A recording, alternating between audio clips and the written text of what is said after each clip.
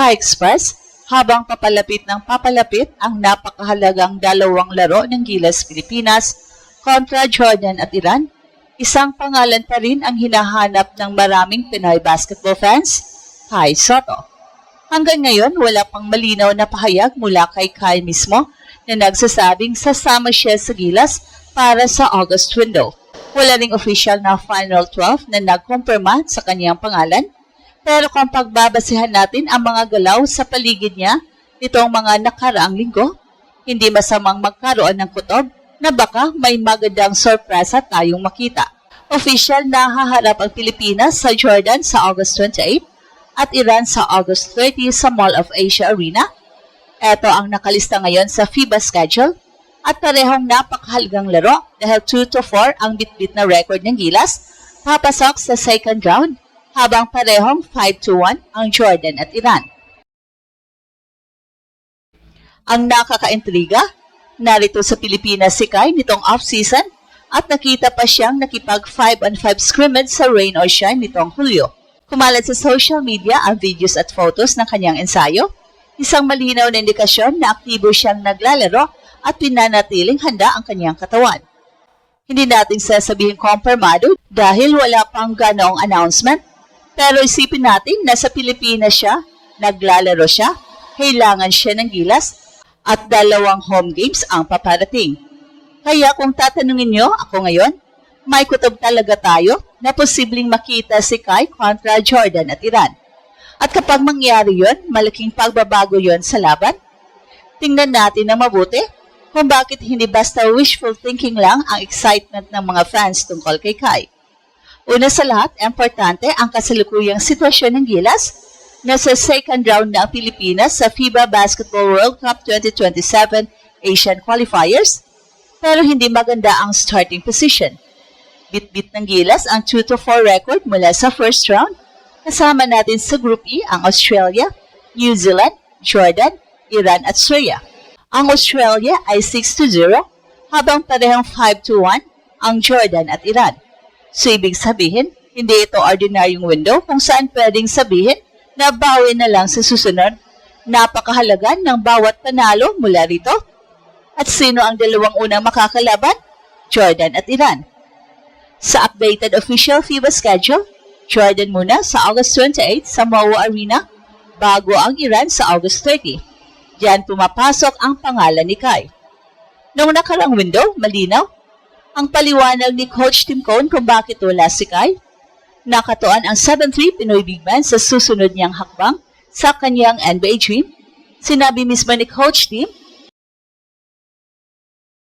na hindi nila hinahadlangan ang plano ni Kai at aminado rin silang napakahalagang epekto sana ng presensya nito sa Gilas.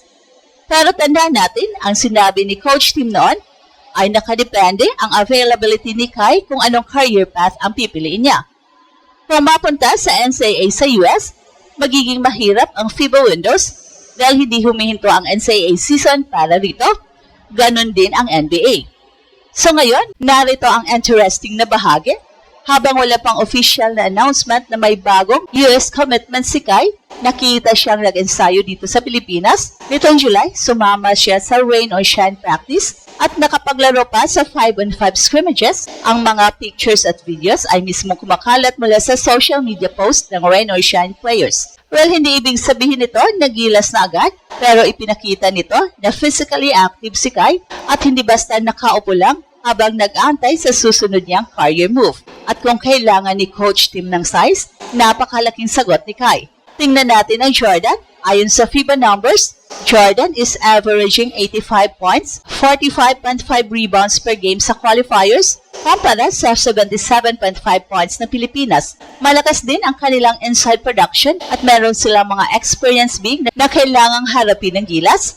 Sa Iran naman, matagal ng problema ng Pilipinas ang kanilang size, physicality at disciplined half-court basketball. Sa head-to-head record na nakalista sa FIBA, 6 na beses nang nanalo ang Iran laban sa Pilipinas sa 7 nakalistang meetings.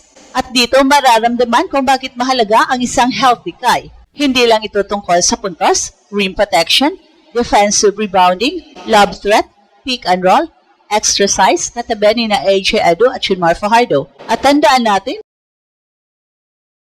noong isa sa pinakamalaking recent wins ng Gilas laban sa New Zealand, nagkaroon si Kai ng 19 points and 10 rebounds. Malinaw na alam ni Coach Tim kung ano ang kayang ibigay niya sa national team. Kaya habang tahimik si Kai ngayon tungkol sa August Games, lalo tuloy nagiging interesting. Minsan sa basketball, hindi lahat ng preparasyon ay ipinapaalam agad. At para sa atin, habang hindi natin kino-convert ang kuntob na ito and to confirm, ay sapat na dahilan para bantayan ang susunod na ilang araw. So ngayon, pag-usapan natin ang mas exciting na possibility. Paano kung biglang lumabas ang announcement at kasama si Kai sa Gilas laban sa Jordan at Iran?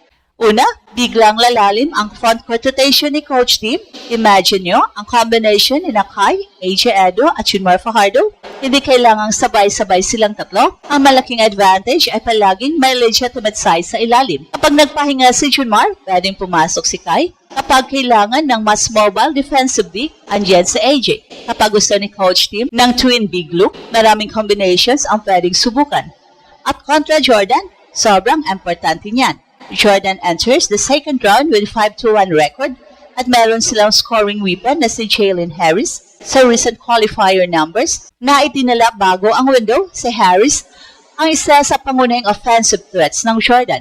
At kapag may 7-3 rim protector sa loob, pwedeng maging mas aggressive ang perimeter defenders ng Gilas. Hindi ibig sabihin na automatic panalo, pero iba ang psychological effect kapag alam ng kalaban na may Kai na nag-aantay sa paint. Kontra Iran naman, mas mahalaga ang rebounding at interior defense. Ang Iran ay 5-1 din at kabilang sa mga koponang nasa unahan ng Group E. Kung gustong humabol ng Pilipinas sa qualification race, kailangan talagang makabawas ang Gilas sa lamang ng Jordan at Iran habang may 6 pang second round games.